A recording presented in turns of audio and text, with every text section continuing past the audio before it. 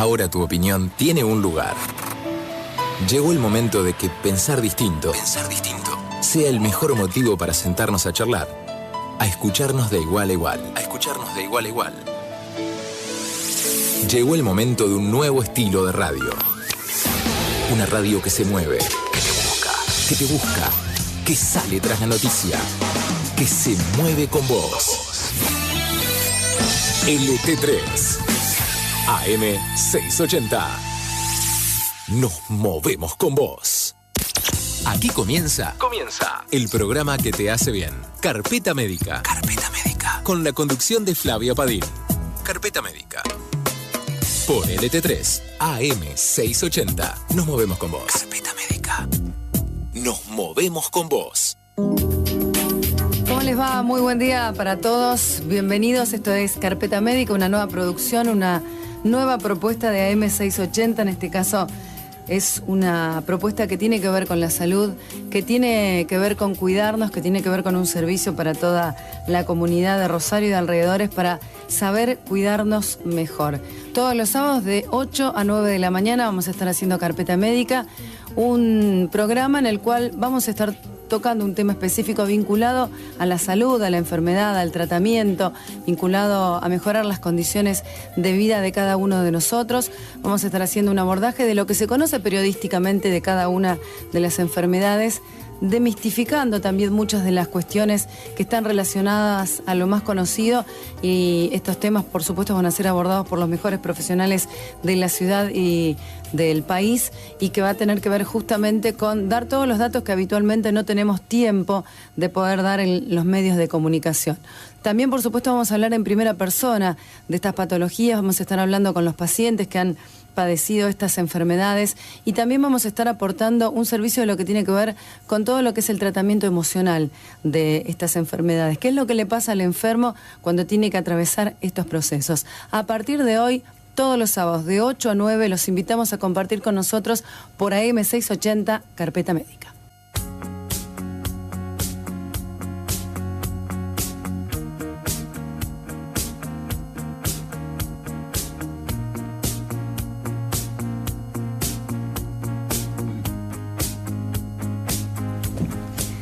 Dentro del contexto de la promoción de la salud ha sido considerada no como un estado abstracto, sino como un medio para llegar a un fin, como recurso que permite a las personas llevar una vida individual, social y económicamente productiva. En el lenguaje cotidiano, la enfermedad es entendida como una idea opuesta al concepto de salud. Es aquello que origina una alteración o rompe la armonía en un individuo, ya sea en escala molecular, corporal, mental, emocional o espiritual. Ante la dificultad para definir en concreto qué es una enfermedad, dado que cada individuo lo hace de acuerdo a sus propias vivencias, existen varios conceptos que pueden ser utilizados de acuerdo al contexto. Por ejemplo, patología, dolencia, padecimiento, anormalidad, trastorno, desorden, desequilibrio, alteración. Las causas de una enfermedad pueden ser muchas, algunas relacionadas con agentes externos, otras internos.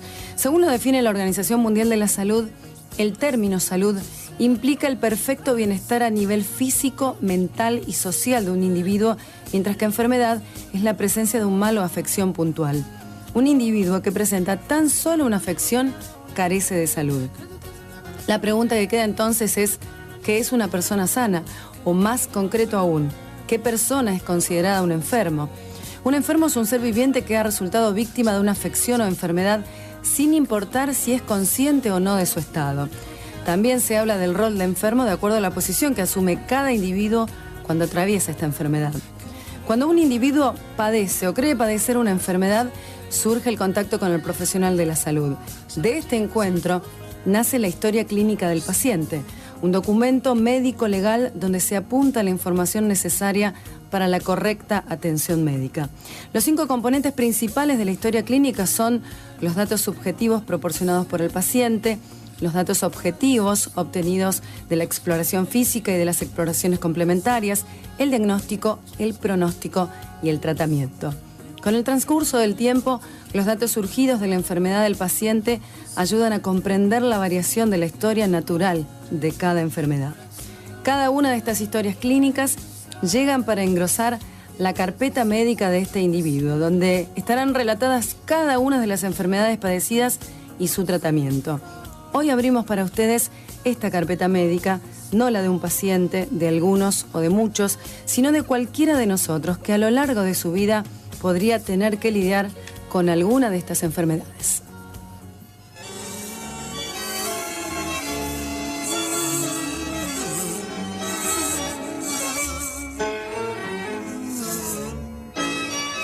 Yo vivía en un frasco de la escuela y a los bebetes yo picaba sin parar. En sus brazos y piernitas rosaditas y en una rueda me tiraba a polillar. Pero un día las maestras y los pibes decidieron a la escuela descacharrar. Las macetas y los baldes dieron vuelta y yo así perdí a mi amada humedad. Desde un florero olvidado. No me moleste mosquito, no me moleste mosquito. Y hoy decidimos arrancar el primer programa de Carpeta Médica con este tema que está muy vinculado a la actualidad, a lo que nos está pasando en este momento, no solamente en Rosario, en toda la región, en países al norte de Argentina, en todo el norte argentino, y que tiene que ver con el dengue. El dengue es una enfermedad del que pudieron aislarse 4 diferentes serotipos y transmitida por el mosquito Aedes aegypti principalmente, existiendo entre 30 y 60 millones de infecciones por año en el mundo, con miles de muertes y aproximadamente 2.000 millones de personas en riesgo. La enfermedad es transmitida de una persona enferma a otra susceptible a través de la picadura de la hembra del mosquito Aedes aegypti, insecto de hábitos domiciliarios y con requerimientos mínimos de supervivencia. El dengue es considerado en este momento un problema creciente en la salud pública en el mundo debido al aumento de la población del mosquito vector y a la inexistencia de una vacuna eficaz para prevenir esta enfermedad. Para hablar de lo que sucede aquí en la ciudad de Rosario y en toda nuestra región, estamos en nuestros estudios con la doctora Analía Chumpitaz, médica de profesión a cargo del Sistema Municipal de Epidemiología, área encargada justamente de monitorear todas las enfermedades que hay en la ciudad, transmisibles o no transmisibles, además docente de la Cátedra de Medicina Social de la Universidad Nacional de Rosario, a cargo también del tema epidemiología. Analía, ¿cómo te va? Buen día, ¿cómo estás? Hola, buenos días, Flavia. Muy bien, estamos introduciendo el tema del dengue para abrir carpeta médica. Les agradecemos la bienvenida y vamos a hacer una breve introducción del tema y después lo vamos a ir desarrollando porque en un ratito les contamos también. Tenemos 2 invitadas más. Hoy salió programa de mujeres, pero salió así, no fue previsto que fuéramos todas mujeres, pero justamente está Analía Chumpitaz para hablar específicamente del tema, la doctora Analía Chumpitaz, Roberta Pérez, que es referente de la comunidad QAM, que tuvo la enfermedad y participó en el brote del año 2009 de dengue aquí en la ciudad, y Sofía Yayá, promotora de salud y hace trabajo de campo justamente con el tema de la prevención del dengue. Analía, ¿qué es el dengue? El dengue es una enfermedad, como bien decías, pero en realidad tiene características diferentes a muchas otras enfermedades porque es un problema de los modos de vida urbanos fundamentalmente. Es una enfermedad viral, la transmite un virus a través, como muy bien dijiste, de la picadura de un insecto que es el Aedes aegypti. No es cualquier mosquito, sino es específicamente este mosquito, que también tiene hábitos urbanos y domiciliarios, si bien el Aedes puede vivir en otras áreas, como puede ser áreas selváticas, y transmitir otras enfermedades como fiebre amarilla, por ejemplo. Bien, ¿y cuáles son los síntomas principales? ¿Qué le pasa a una persona que puede ser plausible de tener dengue? Los síntomas son bastante inespecíficos. Esto hace que necesitemos que la gente esté muy atenta, sobre todo la gente que se traslada a algunos lugares de vacaciones o que va a visitar a su familia, porque es fiebre, dolores musculares, dolores articulares, parece un cuadro gripal. Claro, una gripe cualquiera parece. Exacto, sin moco. Una gripe, pero sin moco, una gripe seca. Se la recuerda como en algún momento se la llamó, que es la quebrantahuesos, porque produce dolores muy fuertes en el cuerpo y la gente que lo ha tenido no se olvida de estos cuadros. Justamente estas características. Claro, aquí tenemos a Ruperta que no se debe olvidar. Ya nos va a contar cómo la pasó, seguramente no demasiado bien. Y en esto me quería detener, Analía, por el tema de, generalmente uno cuando está así dice, tengo una gripe, me tomo una aspirina y voy a trabajar igual. no se consulta. Yo por mi experiencia personal, que soy mujer, las mujeres somos un poquito más conscientes, a los hombres hay que llevarlos en carretilla. ¿Cómo es la cosa en cuanto a los primeros síntomas y al primer abordaje? Es así, las mujeres, aunque somos superheroínas, consultamos. Y el hombre se hace el duro. Los hombres, claro, los hombres cuesta, pero en realidad la importancia de la consulta tiene que ver no solamente con lo singular, es decir, con evitar de esta manera tener complicaciones, porque esta enfermedad incluso puede producir muerte, sino también con un componente solidario, porque al consultar yo lo que origino es que rápidamente se desencadene una cadena de eventos de prevención que se llaman bloqueo en la zona en donde vivo y en donde he estado, y de esa manera evito que otras personas en la ciudad se enfermen y puedo controlar cualquier tipo de brote. Bien, o sea que este dato de que sea un probable caso de dengue llega al sistema de la salud pública para que se pueda accionar un hecho específico que bloquee la proliferación de la enfermedad. Exactamente, se llaman casos sospechosos y nosotros en forma inmediata, apenas la persona consulta, nos enteramos porque tenemos un sistema que es en tiempo real. Bien, un sistema que, por lo que sabemos, funciona en muy pocas partes del mundo, ¿no? Es un sistema que en Rosario funciona muy bien, es el de la vigilancia intensificada y con el laboratorio que tiene buenas normas de calidad ISO 9000 y biología molecular, nosotros en 6 horas incluso podemos tener el diagnóstico con PCR de un paciente con dengue. ¿Qué sucede en el ámbito privado? ¿Sí? Este caso probable, sospechoso de dengue, no es tratado en el ámbito de la salud pública, sino en el ámbito privado. ¿Cómo le llega ese dato? Nosotros tenemos buen contacto a partir del brote del 2009 con todas las entidades privadas y se notifica a nuestros efectores también, se notifica al área de epidemiología, no solamente esta enfermedad, sino también otras como meningitis, leptospirosis, porque en realidad el sector privado no tiene la capacidad operativa para poder realizar los bloqueos. En los bloqueos también hay actividades de fumigación, de promoción, de prevención, de concientización. Nosotros ayudamos con el descacharrado a las personas en sus viviendas y esto el sector privado no lo tiene, entonces nosotros nos ocupamos de eso. Y en cuanto al paciente, con los síntomas ya encima, ¿cuál es el tratamiento? No hay un tratamiento específico. Y esto también es importante saberlo, pero sí hay una forma, consultando precozmente y no automedicándose. Tomar aspirina es una de las peores cosas que podemos hacer porque puede desencadenar cuadros hemorrágicos y por lo tanto agravar este cuadro.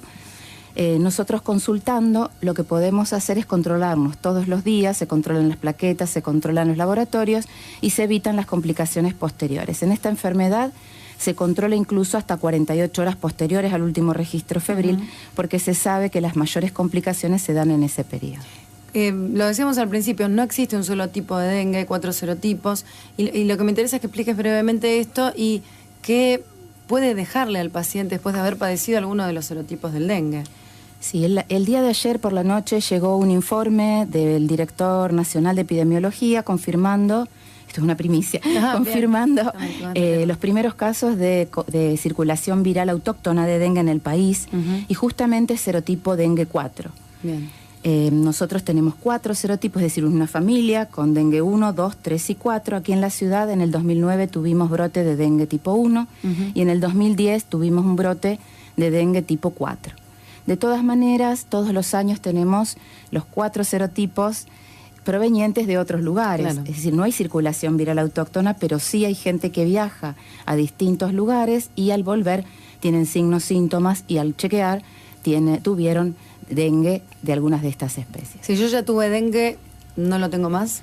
No, de esa subespecie, es decir, de ese serotipo. Si viajaste a Brasil y tuviste dengue tipo 1, al volver vas a estar evitando tener esa enfermedad por el resto de tu vida, pero no los otros 3 serotipos. Y el problema es que sabemos que cuanto más cercano a ese episodio puedas volver a contagiarte de otro serotipo, más posibilidades de tener una enfermedad más grave. ¿Es mortal?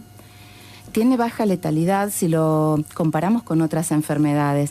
Por ejemplo, hantavirus, que es una enfermedad transmitida por roedores, tiene una letalidad casi del 50%, 40%, 50%. Es decir, que de 2 personas que se enferman, una tiene más posibilidades de morir. Claro. Esta tiene una enfermedad, una letalidad más baja, es del 5%, y la de dengue grave es del 15%. Es decir, que no es muy alta, pero sí se puede morir producto de esta enfermedad. ¿Existe vacuna, Analía? Hasta el momento hay desarrollo, pero no se ha conseguido ninguna vacuna debido a las mutaciones que este virus tiene. Y por último, en este primer abordaje de dengue, te quiero preguntar por el crecimiento exponencial que puede suponer un brote. Si existe un brote, el crecimiento es muy rápido, es paulatino, ¿puede llegar a provocar un desborde del sistema sanitario? Sí, esto es así en todos los países en donde se desarrollan brotes. Un brote es un aumento en el número de casos esperados en un lugar determinado. Y esto ocurre en casi todos los países. En este momento en Brasil hay miles de casos, lo mismo pasa en Paraguay, en Bolivia. En este momento en Salta, que es lo que confirmó ayer el director de epidemiología, se han confirmado 2 casos de dengue tipo 4, pero probablemente dentro de 2, 3, 4 semanas tengamos cientos o miles. Claro. Así es el crecimiento, muy de golpe. Exactamente, porque un mosquito puede picar varias veces a varias personas. En el periodo de vida de este mosquito, que pueden ser 40 días, puede picar muchas veces para reproducirse. Como bien dijiste, la que pica es la hembra y pica para poner sus huevos, es decir, que lo va a hacer porque necesita el ovipuesto, necesita reproducirse. Y de esta manera es, sí, exponencial. En un ratito vamos a hablar justamente de el otro abordaje del dengue, que tiene que ver con el vector justamente, y que por allí radica esta forma de crecimiento. Y también vamos a estar hablando con Ruperta, que ha padecido la enfermedad, y con Sofía, que nos ayuda, junto con toda la gente que colabora, a entender qué es el dengue y cómo podemos ayudar como ciudadanos para prevenirlo. Inicio espacio publicitario.